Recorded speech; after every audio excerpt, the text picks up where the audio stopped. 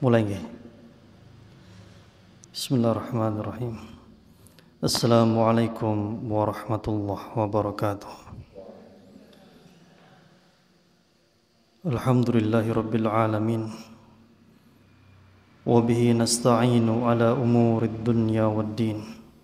Wassalatu wassalamu ala asyrafil anbiya'i wal mursalin wa ala alihi wa sahbihi ajma'in.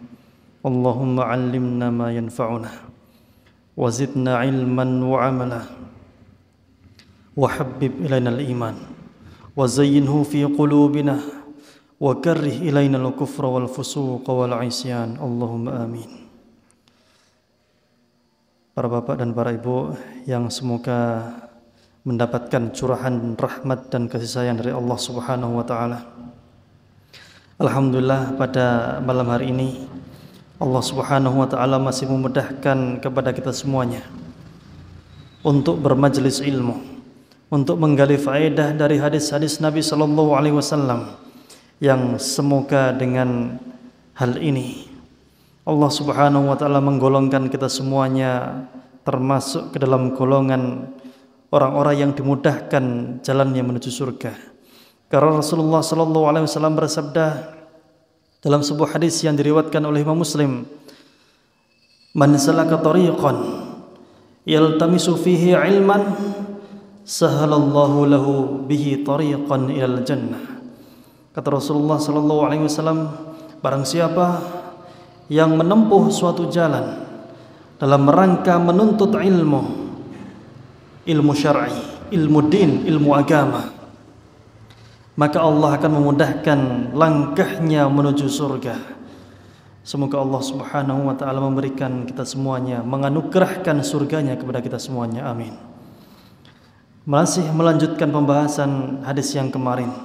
Masih di hadis yang ke-19 kita sampai pada sabda Rasulullah sallallahu alaihi wasallam,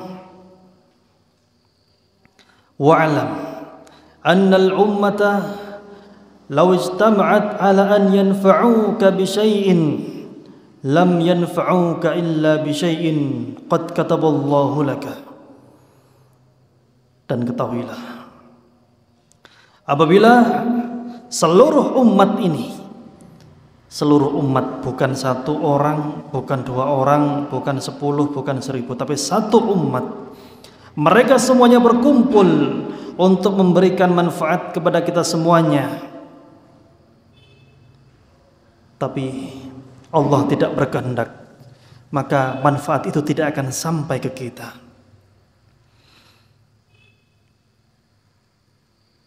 Kemudian, wa in istama'u ala an yadurruka bi syai'in lam yadurruka illa bi syai'in qad kataballahu 'alaik.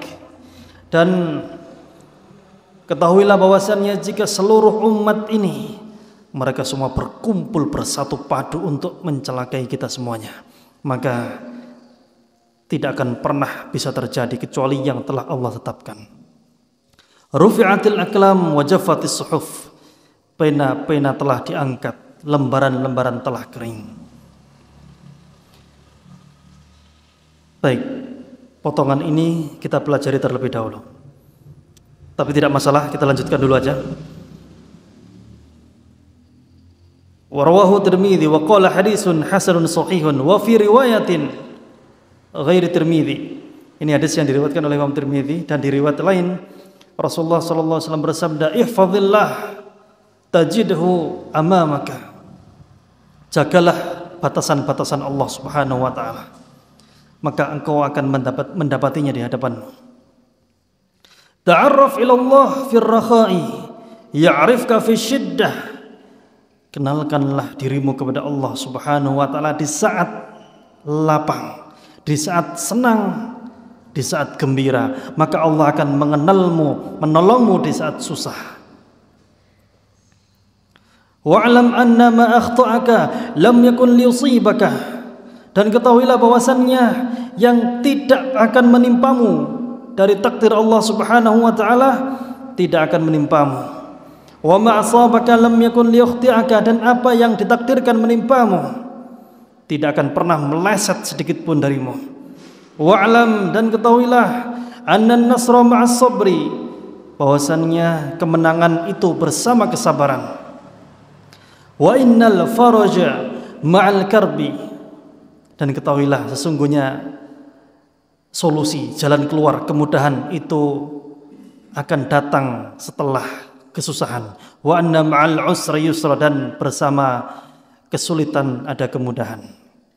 Baik para jemaah sekalian, hadis ini sebagian sudah kita pelajari di pekan yang lalu, 2 pekan yang lalu, dan kita lanjutkan pada penggalan hadis wa'lam annal ummah, dan ketahuilah kalaulah seandainya seluruh umat ini mereka berkumpul semuanya, mulai dari yang kecil, yang besar, orang kulit putih, kulit yang hitam, kulit mangkak misalnya, semuanya berkumpul untuk mencelakakan manusia, mencelakakan seseorang, dan Allah tidak berkehendak, maka tidak akan celaka. Dan tatkala mereka semua berkumpul untuk memberikan manfaat, kalau Allah tidak mengizinkan, tidak ada gunanya. Baik, satu persatu. Katakanlah misalnya seluruh umat ada orang sakit. Orang sakit, orangnya masih muda misalnya. Katakanlah seluruh dokter dari seluruh umat, dari zaman dulu sampai sekarang dikumpulkan untuk mengobati si yang sakit-sakitan ini. Maka kalau Allah tidak berkehendak, tidak akan sembuh. Makanya ada pasien yang protes sama dokter. Pak dokter, apa? Jenengan itu enak sekali ya. Yang menyembuhkan sampeyan atau Allah Ta'ala? Yang menyembuhkan Allah. Lah kok sampeyan Pak dokter yang dapat duit? Diprotes sama pasiennya. Yang menyembuhkan Allah kok yang dapat duit sampeyan gitu. Kata pasiennya. Kata dokternya juga gak kalah cerdas. Pak pasien, kalau jenengan mau ketemu Allah langsung silahkan. Ya dikubur dulu, tapi dokter itu hanya perantara. Tapi yang memberikan manfaat adalah Allah Subhanahu wa Ta'ala. Atau misalnya ada seorang yang durjana misalnya, seorang yang sangat-sangat durjana, didatangkan seluruh dai, seluruh penceramah, seluruh motivator, tapi kalau Allah sudah kunci hatinya, ya sudah, tiada harapan lagi. Makanya dalam sholat kita dan sujud kita, dalam Fatihah kita selalu mengatakan apa? Kita berdoa, ihdinas siratal mustaqim. Ya Allah, tunjukilah kepadaku jalan yang lurus. 17 kali minimal, 17 rakaat. Kenapa diulang-ulang terus? Karena ketika seseorang berada dalam jalan yang lurus, tidak ada jaminan akan lurus seterusnya. Karena iman itu Allah mentakdirkan bahwasanya iman itu naik turun, naik turun. Naik ketika berbuat baik, berbuat amal soleh, ketika berbuat taat itu naik iman itu, merasa adem ayem di hati. Makanya ketika bulan Ramadan itu rata-rata imannya pada naik. Yang tadinya sukanya main remi misalnya, sukanya main judi, libur dulu. Kenapa? Ramadan. Yang tadinya tidak menutup aurat misalnya, baju adiknya yang kecil belum selesai dijahit dipakai itu Ramadan biasanya ditutup auratnya. Yaitu menunjukkan iman naik di bulan Ramadan. Rata-rata orang seperti itu. Tapi setelah itu ya sudah, setelah Ramadan selesai balik lagi ke kondisi awalnya. Para jemaah yang dirahmati Allah Subhanahu wa Ta'ala. Sebaliknya, apabila seluruh manusia berkumpul untuk mencelakakan kita, untuk mencelakakan seseorang, Allah tidak berkehendak, tidak akan berbahaya. Loh Ustaz, kemarin ada orang dikeroyok, ya tetap benjut Ustaz, tetap bonyok. Orang dikeroyok itu bahkan ada yang sampai babak belur meninggal, ada. Katanya enggak berbahaya. Nah, berarti Allah telah menghendaki dia itu apa? Dia itu terkena bahaya. Allah ketika dikeroyok, Allah telah menghendaki ketika seseorang dikeroyok dan Allah mentakdirkan dia itu benjut memang. Memang Allah mentakdirkan seperti itu. Kalau tidak Allah takdirkan, maka lain lagi ceritanya. Seperti kisahnya siapa? Nabi Ibrahim misalnya. Allah ceritakan dalam surat Al-Anbiya, yaitu tatkala Ibrahim berkata kepada kaumnya dan bapaknya, idz qala li abihi wa qaumihi ma hadhihi at-tamathilu allati antum laha aqifun. Wahai kaumku, wahai bapakku, panjenengan semua ini apa-apaan toh? Sudah tahu batu kok disembah itu. Kalian yang bikin-bikin sendiri, kalian yang desain sendiri, kalian yang pahat sendiri, loh kok kalian sembah? Kok unik sekali kalian itu? Apa? Kenapa?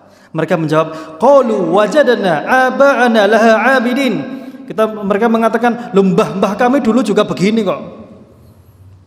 Ketika ditanya, disampaikan kebenaran, jawabannya apa? Mbah kami juga dulu seperti ini. Makanya kebanyakan petaka dalam masalah agama itu karena ikut ajaran nenek moyang yang tidak sesuai dengan ajaran Islam.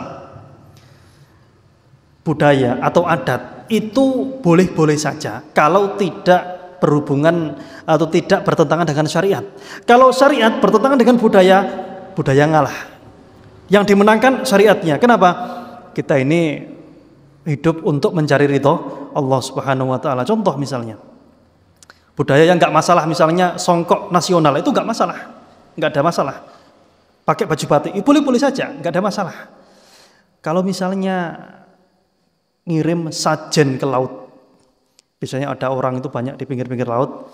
Kenapa, Mas, jenengan kok kirim makanan ke laut itu? Kenapa gitu? Biar dapat rezeki katanya, larung menghanyutkan makanan sajen ke laut misalnya. Itu gak masuk akal juga. Kenapa? Justru di laut itu banyak makanan, ikan, cumi-cumi, dan lain sebagainya. Nah, ini budaya yang bertentangan dengan syariat Allah Subhanahu wa taala, makanya budayanya ngalah. Yang dimenangkan syariat Allah Subhanahu wa taala. Kita lanjutkan. Kata Nabi Ibrahim, qala laqad kuntum antum wa aba'ukum fi dhalalim mubin. Nabi Ibrahim mengatakan, sungguhnya kalian dan nenek moyang kalian itu dalam kesesatan yang nyata.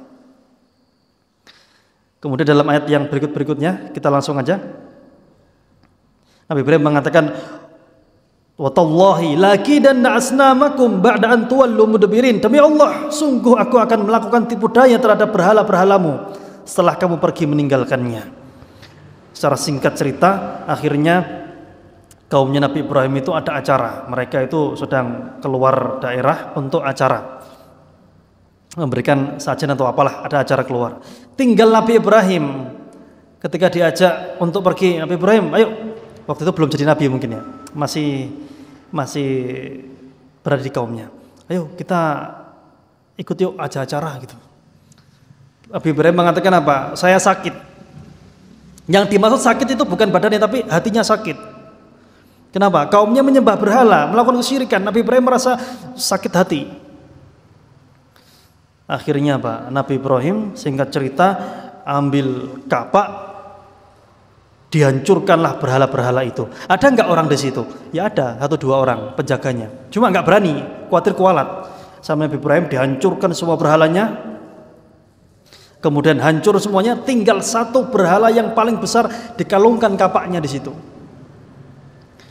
Dikalungkan kapaknya, kemudian pas pulang mereka mengatakan, qalu man fa'ala hadza bi'alihatina innahu laminadh dhalimin. Siapa ini? Kok berani-beraninya dia? Tuhan-Tuhan kita kok dihancurkan? Oh, dia itu zalim betulan ini. Terus mereka mengatakan, qalu sami'na fatan yadhkuruhum yuqalu lahu Ibrahim. Mereka mengatakan, kemarin itu kami dengar ada seorang pemuda namanya itu Ibrahim. Dia itu mengejek berhala kita ini, dibully berhala kita ini. Wah, gitu ya.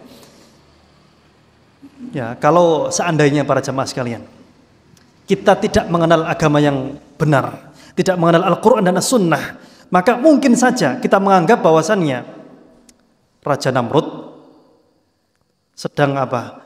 Bertempur melawan seorang teroris. Kalau kita nggak mengenal Al-Quran, mungkin saja kita akan mengatakan bahwasannya Fir'aun, raja yang adil, yang mati gara-gara mengajar pemberontak misalnya. Tapi alhamdulillah kita tahu bahwasannya agama ini benar dan Allah menurunkan kitabnya dan Rasul mengajarkan sunnah-sunnahnya, sehingga kita tahu bahwasannya Fir'aun itu adalah orang yang sangat durjana. Fir'aun dan Namrud, mereka semuanya adalah orang-orang yang sangat durjana dan mereka membangkang perintah Allah Subhanahu wa taala. Kita lanjutkan. Qalu fa'tu bihi 'ala a'yunin nasi la'allahum yashhadun. Mereka berkata, kalau demikian bawalah dia, coba panggil dia, datangkan dia, dan persaksikan banyak orang.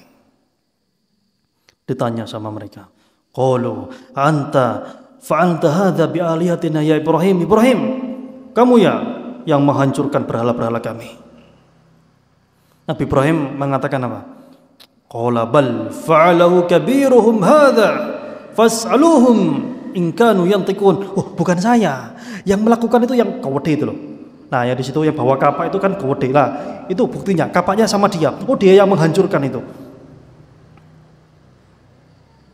Faraja'u ila anfusihim faqalu innakum antum zalimun. Kemudian mereka itu sadar, oh iya ya, itu kan berhala.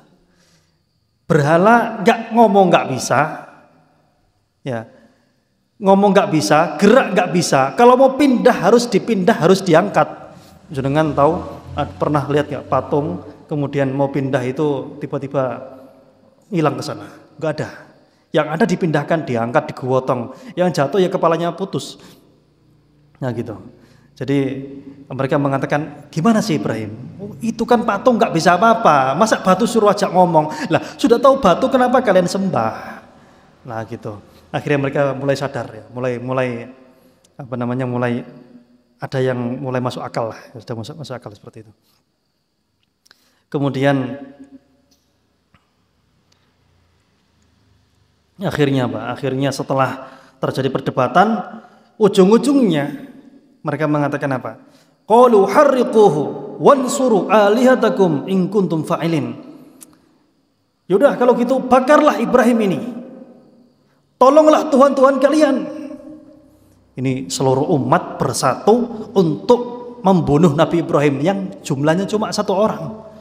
Nabi Ibrahim 1 orang melawan kerajaan Namrud. Yang kerajaan Namrud ini adalah salah satu raja yang paling berkuasa sepanjang masa. Ada beberapa orang Muslim, diantaranya Dzulqarnain, Nabi Sulaiman. Kalau yang kafir itu Namrud dan beberapa lagi ya. Nah, mereka bersatu untuk membunuh Nabi Ibrahim. Disiapkanlah kayu yang sangat besar. Kayunya itu kayu bakarnya setinggi, kalau tidak salah setinggi istananya Namrud. Nabi Ibrahim dilemparkan akhirnya. Dilemparkan di tengah jalan mau OTW ke api gitu ya. Ada malaikat, wahai Jibril, kamu butuh bantuanku enggak? Ditawari gitu. Apa kata Nabi Ibrahim? Amma ilaik falah. Kata Nabi Ibrahim, kalau sama kamu saya enggak butuh. Kalau sama Allah, ya saya butuh. Akhirnya Allah berfirman, qulna ya naru kuni bardan wa salaman ala Ibrahim. Wahai api, jadilah kamu dingin dan keselamatan bagi Ibrahim. Akhirnya apinya dingin dan Nabi Ibrahim selamat. Setelah keluar, apakah mereka semua beriman? Tidak, kecuali 1 orang. Siapa? Nabi Lut yang beriman. Itulah bukti bahwasannya kalau Allah tidak berkehendak untuk seseorang celaka, maka tidak akan mampu seseorang mencelakakan orang lain. Satu umatnya Nabi Ibrahim, satu kerajaan Namrud yang sangat luas ingin membunuh Nabi Ibrahim seorang diri, tidak akan pernah mampu. Dan ujung-ujungnya Namrud, si raja yang sangat durjana, meninggalnya karena seekor lalat atau nyamuk atau yang hewan kecil pokoknya masuk di kepalanya. Kemudian selama berhari-hari dia merasakan, bayangkan jenengan kalau ada nyamuk di telinganya kan nggak nyaman rasanya, wing wing wing wing gitu ya. Nah ini masuk dalam kepala. Akhirnya dia pukul-pukul kepalanya, dia bentur-benturkan, dia mungkin rasanya gatel, nggak nyaman, wing wing terus gitu ya, berdengung terus. Akhirnya mati. Raja yang paling kuat, yang paling berkuasa mati karena seekor lalat atau nyamuk, hewan kecil. itulah kisah bagaimana Nabi Ibrahim tidak terbakar oleh api. Allah tidak berkehendak Nabi Ibrahim terbakar, Allah selamatkan. Kemudian juga Nabi Musa alaihissalam. Nabi Musa itu jauh setelah Nabi Ibrahim. Dikejar siapa? Fir'aun. Fir'aun itu nama atau gelar raja. Kalau di Indonesia ya mungkin Raden gitu ya, Raden. Kalau di Romawi Kaisar, kalau di Kisra di Persia itu Kisra, kalau di mana lagi? Najasi, di Ethiopia itu Najasi namanya. Nah, Fir'aun di zaman Nabi Yusuf itu masih baik Fir'aunnya di zaman Nabi Yusuf. Karena dia menjadikan Nabi Yusuf adalah seorang Azizu Misr atau seorang Perdana Menteri. Tapi setelah berganti ya, di zamannya Nabi Musa, Fir'aun itu namanya kalau nggak salah Ramsis kalau nggak salah ya. Allah alam ya. Nah itu dia adalah orang-orang yang sangat-sangat zalim, menyembelih Bani Israel gara-gara mimpi. Jadi raja-raja zaman dulu itu sering mimpi. Fir'aun di zamannya Nabi Yusuf bermimpi lihat 7 sapi yang gemuk dimakan 7 sapi kurus, melihat 7 tangkai yang basah dan 7 tangkai yang kering. Fir'aun di zamannya Nabi Musa juga bermimpi kalau kerajaannya akan dihancurkan oleh seorang laki-laki yang lahir di tahun-tahun tertentu. Dan masih banyak lagi raja-raja yang bermimpi. Saya yakin presiden zaman sekarang juga sering mimpi, cuma nggak pernah update status gitu, jarang-jarang. Kemudian akhirnya apa? Mereka Fir'aun itu, singkat cerita, ketika Allah perintahkan Nabi Musa untuk berdakwah kepada Fir'aun, Fir'aun jelas-jelas menolak dengan keras. Bahkan apa? Mengejar Nabi Musa dan juga Bani Israel sampai ke laut di tanggal 10 Muharram sekitar 3000 tahun yang lalu kalau tidak salah ya, sekitar ya 3000 tahun yang lalu. Di malam 10 Muharram, pada malam hari mereka dikejar, paginya sampai ke lautan. Mereka sudah bingung, wah kena wis, inna lamudrakun, wah kena iki. Akhirnya gitu. Kata Nabi Musa, inna ma'iya rabbi sayahdini, tidak akan pernah bisa membahayakan kita. Robku bersamaku akan memberikanku hidayah, petunjuk. Dipukulkanlah tongkatnya, kemudian terbelahlah lautannya. Akhirnya mereka lewat. Dan ingat, yang sakti bukan tongkatnya. Kalau tongkatnya Nabi Musa itu ketemu di zaman sekarang, dilelang itu laku berapa kira-kira? Pasti sama orang-orang akan dikeramatkan, disembah-sembah. Kemungkinan ada yang seperti itu.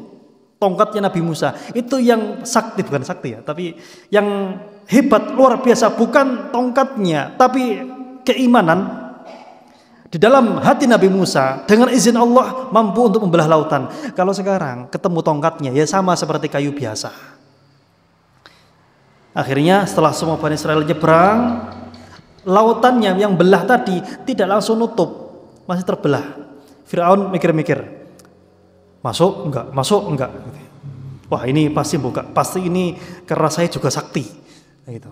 Akhirnya Fir'aun masuk ke lautan, pas di tengah-tengah, akhirnya lautannya apa? Lautannya nutup lagi. Mereka tenggelam, akhirnya tenggelam. Dan memang jasadnya Fir'aun itu awet sampai sekarang. Ya karena memang Allah jadikan pelajaran untuk orang-orang yang berpikir. Itu kisahnya siapa? Nabi Musa. Baik. Jadi itu siapapun tidak akan mampu untuk mencelakakan atau memberikan manfaat kecuali Allah yang mengizinkan. Kalau misalnya orang mencelakakan orang lain, berarti Allah izinkan untuk celaka. Dalam artian memang takdirnya seperti itu. Lah Ustaz, masa Allah itu mentakdirkan kecelakaan pembunuhan misalnya. Para jemaah sekalian, Allah Subhanahu wa taala itu Maha tahu, Maha mengetahui. Membuat takdir, ada takdir itu ada dua. Takdir itu ada yang kauni, ada yang syar'i. Takdir yang kauni itu Allah belum tentu senang, tapi bisa terjadi. Seperti apa? Ada kejadian pembunuhan, kejahatan, kriminal. Itu Allah nggak senang, tapi karena manusianya yang nekat, manusianya yang berbuat seperti itu ya terjadi. Kalau takdir yang syar'i, Allah cintai tapi belum tentu terjadi. Allah mencintai manusia itu beriman semuanya. Allah menghendaki mencintai semua orang itu baik semuanya, tapi belum tentu terjadi karena banyak manusia yang tidak beriman, banyak manusia yang tidak baik. Baik. Jadi setelah semuanya Allah takdirkan, kemudian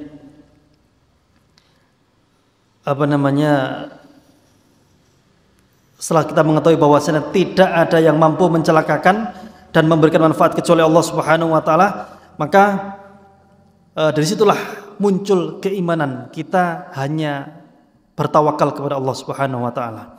Pertanyaan yang penting adalah, apakah setiap manusia sudah ada takdirnya dia di surga atau di neraka? Jawabannya ya, sudah ada. Tapi masalahnya kita nggak tahu kita di surga apa di neraka.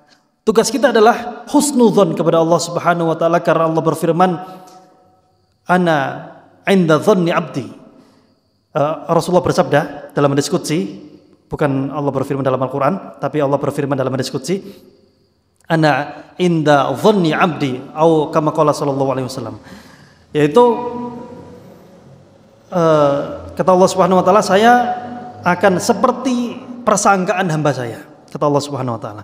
Maksudnya begini Bapak Ibu sekalian, kita nggak tahu kita berada di surga atau neraka karena memang belum terjadi. Allah sudah tahu, yakin sudah tahu yang akan terjadi, dan yang sudah terjadi Allah tahu. Tapi kita nggak tahu. Tugas kita adalah husnudzon. Oh, insya Allah Allah akan memasukkan kita ke surga, ke surga. Tapi itu dibarengi dengan amal. Karena Rasulullah bersabda, "Kullun i'malu, fa kullun muyassarun lima khuliqa lahu." Beramalah kalian, kata Rasulullah SAW. Karena setiap orang dimudahkan kepada takdirnya. Jadi jangan sampai gini, wah ya sudah, kalau saya takdirnya surga, ya sudah, saya mau rebahan saja. Nanti kalau surga ya surga. Itu sama dengan orang berkata seperti ini. Ya sudah, kalau saya takdirnya punya anak, ya sudah, saya tak mager saja. Saya tak gelundung rebahan gitu ya. Kalau punya anak ya pasti lompat dari langit, sudah ada anaknya itu. Nah, bukan seperti itu para jamaah sekalian. Kita nggak tahu apakah di surga atau di neraka, tapi kita optimis yakin. Kita optimis, kita yakin, kita berharap kepada Allah Subhanahu wa taala, Allah menuliskan tempat kita di surga dan dibarengi dengan amal soleh. Karena para manusia itu sesungguhnya tidak masuk surga karena amal solehnya, tapi masuk surga karena rahmat Allah Subhanahu wa taala. Nah, terus apa fungsinya amal soleh? Orang yang paling berhak mendapatkan rahmat Allah Subhanahu wa taala itu orang yang banyak amal solehnya atau banyak mendemnya. Banyak amal solehnya. Contoh misalnya, ada guru di sekolahan, ada anak yang pinter tapi nggak ada akhlak, lari-lari terus jebol pagernya sekolahan, kabur dari kelas, nggak ada akhlak pokoknya. Itu guru mau menaikkan itu susah, ini dinaikkan kok susah ini ya, wis tinggal kelas saja. Satu lagi, murid yang nggak terlalu bisa. Muridnya ini ya pinternya ya pas-pasan, tapi akhlaknya bagus, sopan, rajin belajar. Memang kemampuannya segitu-segitu. Akhirnya gurunya ya wes naikkan aja, dia akhlaknya bagus. Sama Allah juga seperti itu. Jadi manusia itu masuk surga karena rahmat Allah Subhanahu wa taala, bukan karena amalnya. Tapi orang yang paling berhak mendapatkan rahmat Allah Subhanahu wa taala adalah yang amalannya paling banyak. Ini fungsinya seperti itu. Jadi jangan ada yang mengatakan, wah kalau takdir saya surga ya bismillah, saya mau santai-santai, nggak usah ke masjid, pokoknya nanti kalau surga ya surga. Iya kalau surga, kita nggak tahu masalahnya. Nah, sambil kita husnudzon kepada Allah Subhanahu wa taala, insyaallah semoga Allah membuat saya ke surga, mentakdirkan saya ke surga dibarengi dengan amal soleh, karena yang paling berhak Allah takdirkan menuju surganya adalah orang-orang yang memenuhi hari demi harinya dengan amal perbuatan yang soleh dan yang baik. Ya kan nggak mungkin, mustahil kalau misalnya setiap hari itu mendem, setiap harinya itu nggak sholat, nggak pernah puasa, nggak Ramadan nggak pernah puasa, sama orang tua durhaka, nyolong ayam tetangga, nyolong duren, nyolong ini nyolong itu, tiba-tiba di surga, di akhirat nanti kamu surga karena takdirnya surga, itu kan nggak mungkin, mustahil. Yang beramal soleh saja itu mesti hati-hati, jangan-jangan amal solehnya nggak diterima. Nah seperti itu, makanya kita harus senantiasa berhati-hati. Baik.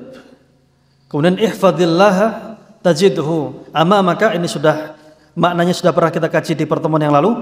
Kemudian ta'arraf ilallah fir rakha ya'rifka fisyiddah.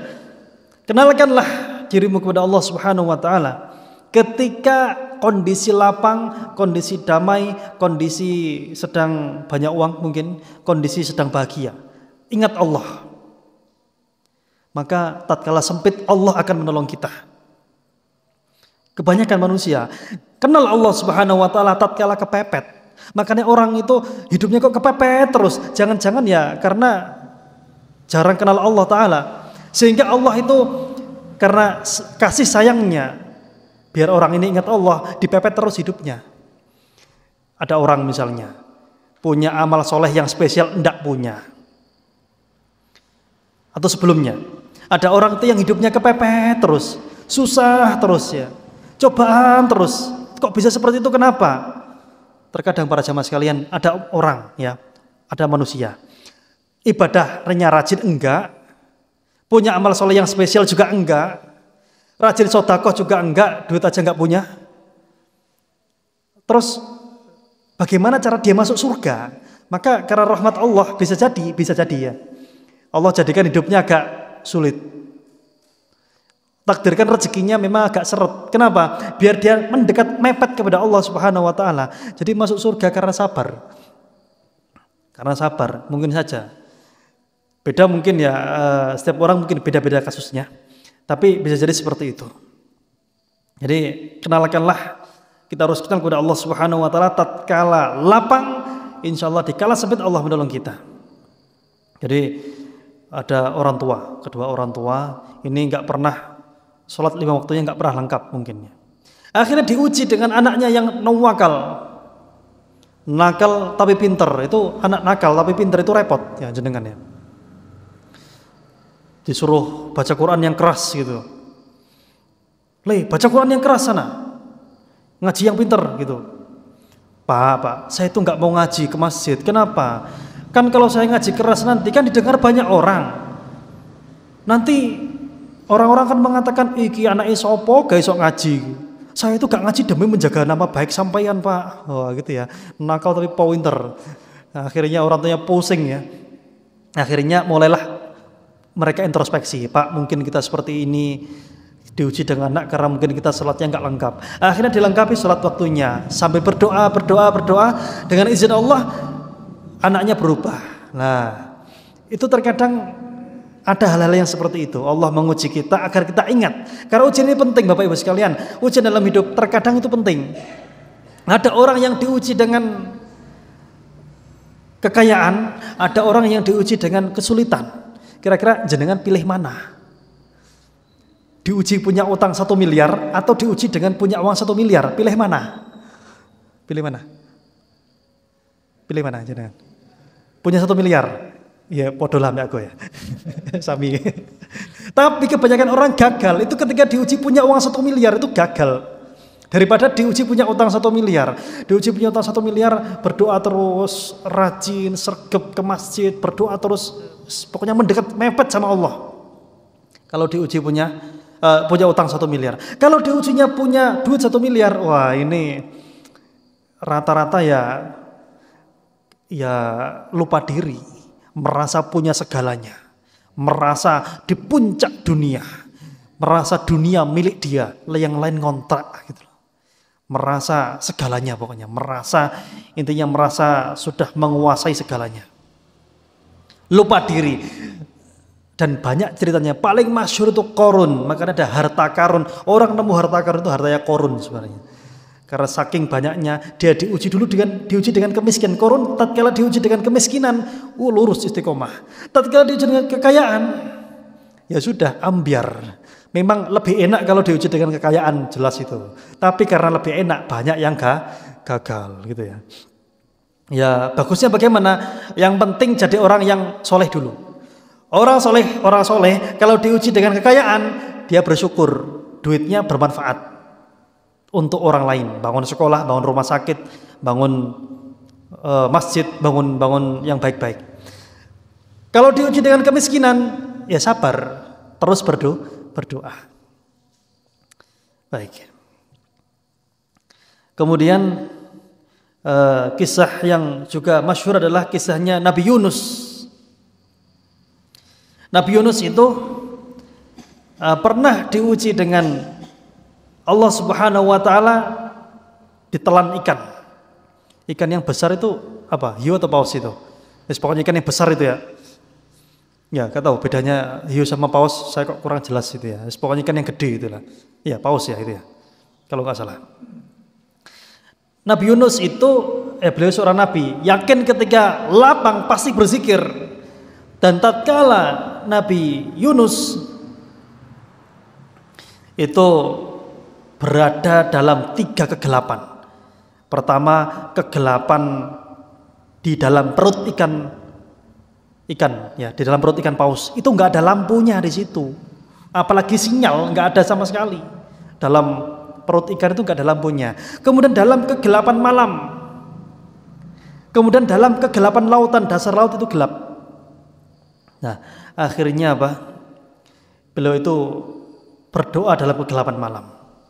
Nah, syahidnya artinya maksudnya adalah yang menjadi saksi dari bahasan kita adalah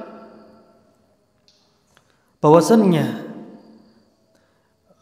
Allah berfirman, "Falaula annahu kana minal musabbihin lalabisa fi batnihi ila yaumi yub'atsun." Allah mengatakan, kalaulah saja Nabi Yunus ketika dalam kondisi lapang dia tidak senang berzikir, tidak senang mengingat Allah, maka dia akan selamanya dalam perut ikan.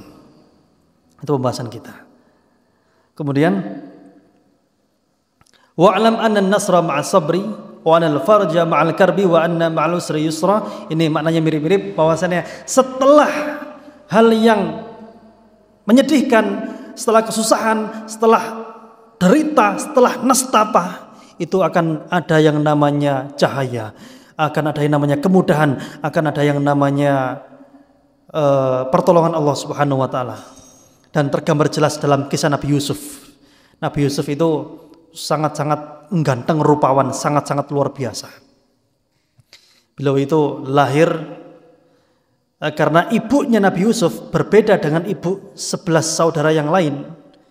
Nabi Yusuf itu satu ibu sama Binyamin, adiknya. Akhirnya karena terjadi sifat iri hati dan dengki, maka mereka sepakat untuk membunuh Nabi Yusuf. Uqtulu Yusuf awitrahu ardai yakhlu lakum wajhu abikum. Bunuhlah Nabi Yusuf. Si Yusuf bunuh dia atau lemparkan yang jauh. Biar apa? Bapak kalian bisa fokus mencintai kalian. Namanya juga iri ya. Akhirnya apa? Akhirnya salah seorang yang paling soleh, ya paling soleh di antara orang yang seperti itu ya. Ini bukan paling soleh dalam artian pada umumnya, tapi orang yang soleh di antara mereka, orang yang paling mendingan lah di antara mereka mengatakan, oh jangan dibunuh, lemparkan saja ke sumur, nanti biar diambil sama orang. Singkat cerita, lempar ke sumur, dijual ke Mesir. Sampai di Mesir, diambil anak sama Perdana Menterinya. Setelah itu, cobaan datang lagi. Nabi Yusuf karena sangat-sangat tampan sekali, akhirnya istri Perdana Menteri itu tergoda. Ya, bayangkan Nabi Yusuf seorang pemuda, yang yakin ganteng ya, yakin ganteng, pasti gantengnya, yaitu digoda oleh seorang istri raja, istri perdana menteri, istri menteri. Pasti itu kalau pakai skincare nggak cuma dioles-oles, digebyurkan sekalian itu. Ya itu yakin skincare-nya mahal ya. Zaman dulu skincare ada tapi bahannya alami mungkin ya. Nggak ada BPOM-nya tapi. Ya itu yakin itu perawatannya mahal. Namanya juga istrinya siapa? Istrinya menteri waktu itu digoda, dan Nabi Yusuf itu orang normal, bukan orang tidak normal. Nah, apakah Nabi Yusuf pengen? Sebenarnya pengen. Allah berfirman, walaqad hammat bihi wa hamma biha. Allah ceritakan yang perempuan pengen, Nabi Yusuf juga pengen. Kenapa? Normal. Normalnya laki-laki ya condong sama wanita, wanita condong sama laki-laki. Tapi waktu itu Nabi Yusuf, karena beliau ini adalah orang yang sangat-sangat menjaga halal dan haram, seorang nabi, akhirnya beliau lari, dikejar, robek baju belakangnya, kemudian ketemu pas buka pintu ketemu si suaminya perempuan ini. Udah gitu si perempuan playing victim, dia yang salah, dia yang menuduh, wah dia yang menggoda saya, dia yang menggoda, dia yang salah, tapi dia yang merasa terzolimi. Itu zaman sekarang sudah, dari zaman dulu sudah ada itu ya. Jadi playing victim itu istilahnya ya. Dia yang salah tapi dia yang marah-marah gitu loh. Dia yang merasa terzolimi. Singkat cerita, Nabi Yusuf dijebloskan ke penjara. Meskipun terbukti setelah ada saksi bahwasannya kalau yang robek belakangnya yang salah si perempuan, kalau yang robek depannya yang salah laki-laki, terbukti yang robek belakangnya. Kan ditarik dari belakang ini. Singkat cerita, Nabi Yusuf masuk ke penjara. Dan ini berdasarkan doanya beliau. Beliau berdoa, Rabbi as-sijn wa habbu ilayya mimma yad'unani ilaihi. Ya Allah, dinginnya tembok penjara lebih aku cintai daripada selimutnya perempuan pezina. Itu Nabi siapa? Nabi Yusuf. Zaman sekarang laki-laki diajak perempuan yang cantik ya ambrol itu ya, rontok pasti itu ya. Iya, rontok pasti itu ya. Akhirnya setelah di penjara barulah Nabi Yusuf, singkat cerita, kalau diceritakan panjang ini nggak akan cukup waktunya, sebentar lagi, mungkin sudah isya ya, sebentar lagi. Yaitu tatkala itu raja bermimpi. Nah, ini sekali lagi, raja bermimpi ya. Ini saya yakin Bapak Jokowi sering bermimpi, tapi nggak pernah diceritakan mungkin ya. Hafizahullah ta'ala, semoga Allah menjaga beliau dan memperbaiki beliau dan jajarannya. Jadi para jamaah sekalian, mendoakan pemimpin yang sah itu adalah suatu kewajiban bagi rakyat. Kenapa? Katanya para ulama terdahulu, kalaulah saya punya doa yang mustajab, punya doa yang terkabulkan, maka saya akan doakan pemimpin saya. Kenapa? Kalau pemimpin baik, itu seluruh negeri akan baik. Sebaliknya kalau jelek, maka akan jelek. Jadi apalagi sekarang tahun berapa ini? 2023 akhir ya. 2024 itu tahun apa? Pilihan presiden. Itu ributnya luar biasa itu ya. Maka di sini para jamaah sekalian, siapapun yang jadi nantinya, wajib kita doakan. Wajib kita taati perintahnya selama dalam kebaikan. Tapi kita kembali ke permasalahan ini. Baik, tadi sampai mana tadi? Keluar dari penjara. Keluar dari penjara karena rajanya bermimpi 7 sapi yang gemuk dimakan 7 sapi yang kurus. Juga melihat 7 tangkai yang kering dan 7 tangkai yang basah. Panggillah semuanya, pas raja bermimpi, manggil semuanya ahli ramal mimpi. Dukun-dukun dipanggil. Dikumpulkan semuanya. Apa arti mimpi saya? Mereka gak mampu, mereka bingung. Qalu adghathu ahlam. Mereka mengatakan, wah itu mimpi-mimpi kosong, itu gak ada artinya. Akhirnya singkat cerita, ya memang singkat cerita karena gak cukup kalau panjang ya. Singkat cerita, ada orang yang pernah kenal Nabi Yusuf di penjara. Akhirnya Dia izin ke raja, mau disampaikan, saya sampaikan ya. Ditanya, ditakwilkan, diartikan, akhirnya apa? Raja minta Nabi Yusuf untuk keluar dari penjara untuk menjadi pendampingnya. Tapi Nabi Yusuf gak mau. Oh jangan dulu, saya dulu pernah dituduh yang tidak bagus sama Zulaikha, istrinya si Perdana Menteri tadi yang memasukkan dia dalam penjara. Akhirnya ditanya, terbukti, setelah terbukti Nabi Yusuf tidak bersalah, keluarlah dari penjara dan dijadikan apa? Perdana Menteri. Ngurusi apa? Ngurusi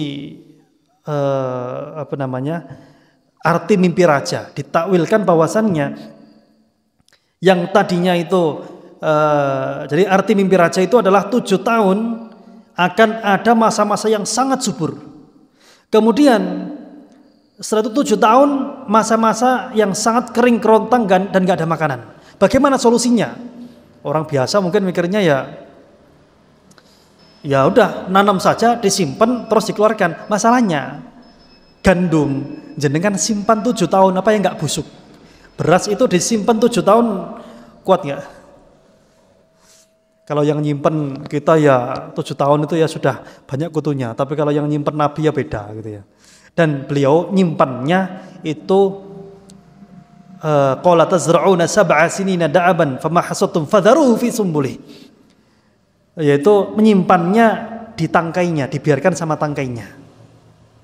Wallahu alam, ini juga mukjizat ya. Tentunya Nabi itu mendapatkan petunjuk.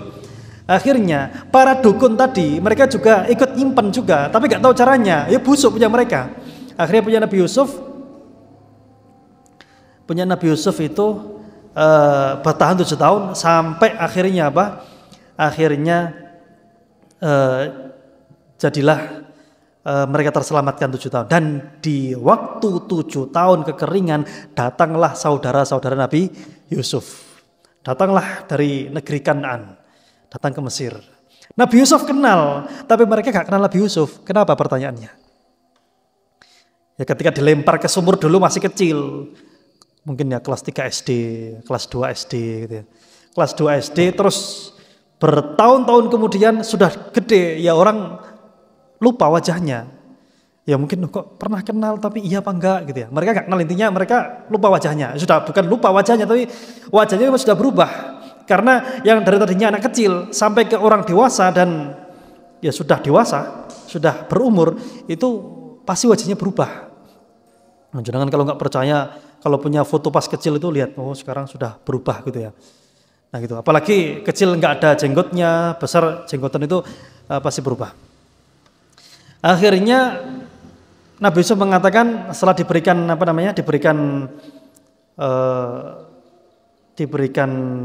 gandumnya, kemudian pembayaran mereka dikembalikan lagi tapi ditaruh di gandum-gandum. Kalian mana punya saudara enggak laki-laki datang ke sini?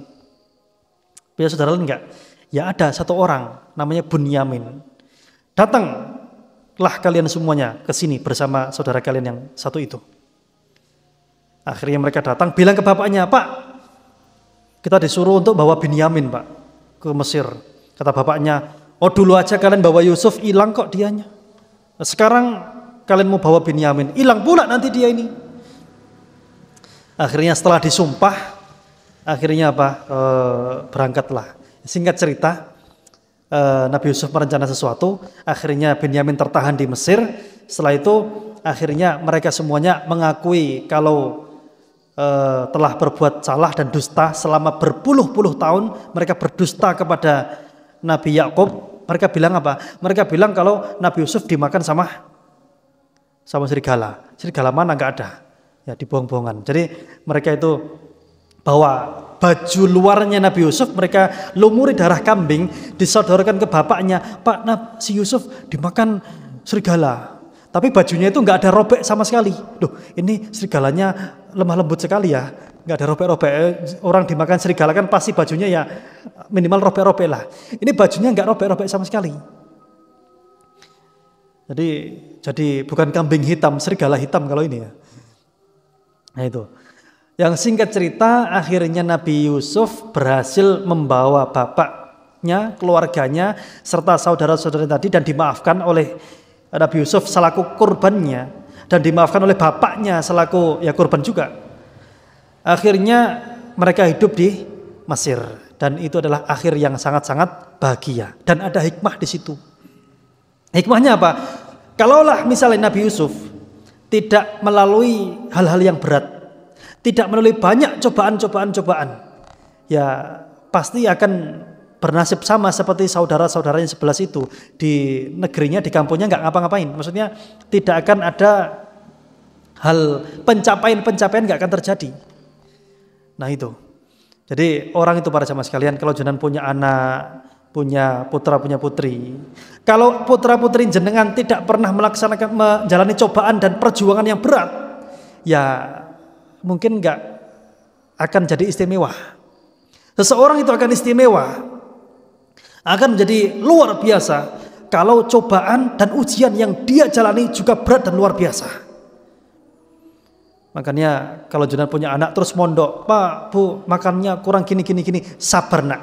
Sekarang kamu berdarah, sekarang kamu berlinang air mata, suatu hari kamu akan mendapatkan apa yang kamu inginkan. Suatu hari kamu akan menjadi orang yang paling berguna. Jadi itu hikmahnya. Jadi ini mengajarkan kepada kita semuanya bahwasannya sesulit apapun ujian yang kita alami, insya Allah Allah akan berikan kemudahan. Fa inna ma'al usri yusra. Inna ma'al usri yusra. Sesungguhnya setelah kesulitan ada kemudahan. Loh Ustaz, saya itu dari dulu Ustaz, hidup saya kok gini-gini terus ya Ustaz ya. Saya itu sudah umur 30 tahun, 40 tahun, dari kecil ya sampai sekarang kok ya gini-gini terus, gak ada perubahan, gak ada kemajuan. Mana katanya setelah kemudahan ada setelah kesulitan ada kemudahan. Para jamaah sekalian, Allah berfirman, "Innallaha la yughayyiru ma biqaumin hatta yughayyiru ma bi anfusihim." Allah tidak akan mengubah kondisi suatu kaum sampai mereka mengubah kondisinya. Ya, coba dikoreksi. Kalau misalnya ada yang merasa hidup saya dari dulu kok gini-gini terus ya. Teman ya itu aja. Penghasilannya segitu-segitu saja. Lingkup ruang hidup ya itu aja. Cobaannya itu aja. Coba dikoreksi. Barangkali jenengan selama ini hanya melakukan dengan cara yang sama. Jenengan punya usaha, punya keinginan, tapi usaha dan keinginan ini jenengan lakukan dengan cara yang sama selama puluhan tahun bahkan. Melakukan cara yang sama, usaha yang sama, dilakukan dengan cara yang sama, tapi mengharapkan hasil yang berbeda itu mustahil. Cobalah usaha yang berbeda, insya Allah hasilnya juga akan berbeda. Nah begitu para jamaah sekalian. Baik, mungkin demikian yang dapat kita pelajari dalam masalah ini. Ada pertanyaan?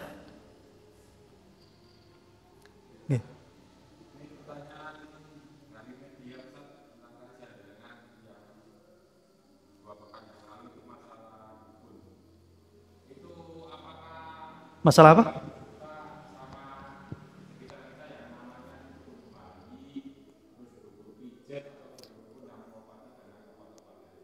Bagaimana? Coba diulang. Nggih. Nggih. Nggih. Nggih.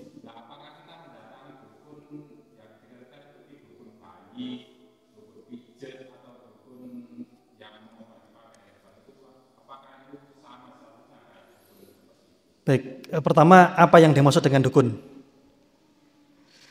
Kita harus clearkan dulu, harus ditegaskan dulu dukun itu apa. Nah, kalau kita tafsirkan bahwasannya, jadi yang kita tekankan di sini bukan istilahnya tapi hakikatnya. Hakikat dukun itu apa?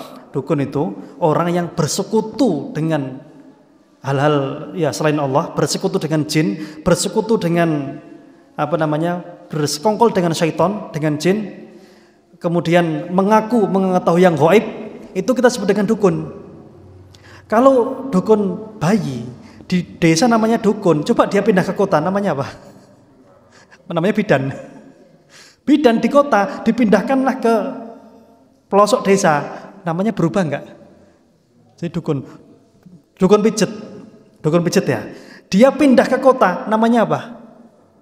Namanya spa, namanya message. Kalau pindah ke desa namanya dukun pijet. Jadi penamaan di sini bukan persoalan. Jadi persoalan di sini bukanlah penamaan nama ini nama itu bukan. Tapi hakikatnya dia itu bagaimana? Kalau mijetnya itu pakai disowok itu apa ya? Disowok itu dibacakan mantra-mantra, kemudian ada pertolongan sama jin di situ, ya jelas itu dukun. Tapi kalau dipijet teknisnya dijelaskan secara ilmiah, ini syarafnya harus ditekan segini, nggak ada berurusan dengan hal-hal yang gaib murni ilmiah, itu bukan dukun namanya, tapi apa? Memang pengobatan akupuntur misalnya. Ya sama dengan gini, misalnya, Mas saya pinjam 100 misalnya, pinjam 100 kan sekarang sedang viral pinjam 100 ya. Pinjam itu pinjam apa utang? Hutang. Bahasanya pinjam, tapi hakikatnya utang. Jadi yang dipermasalahkan dalam seperti ini bukan namanya, tapi apa? Tapi hakikatnya. Hakikatnya pinjam itu apa? Hutang. Ya sudah, dia berarti hutang. Ada jenengan jualan duren misalnya. Nggak nyoba durennya tah? Nyoba duren itu dikasih gratis atau beli? Jenengan jualan soto misalnya. Ayo nyoba soto ini. Ini nyoba soto dulu, coba sotonya. Nyoba itu nyoba gratis atau nyoba tapi bayar, beli. Ya, jadi kita harus definisikan dulu hakikatnya apa. Kalau jelas hakikatnya itu adalah ini, ya sudah, yang lain nggak termasuk. Sama dengan dukun tadi, dukun bayi, dukun pijet, dukun ini. Hakikatnya apa dulu?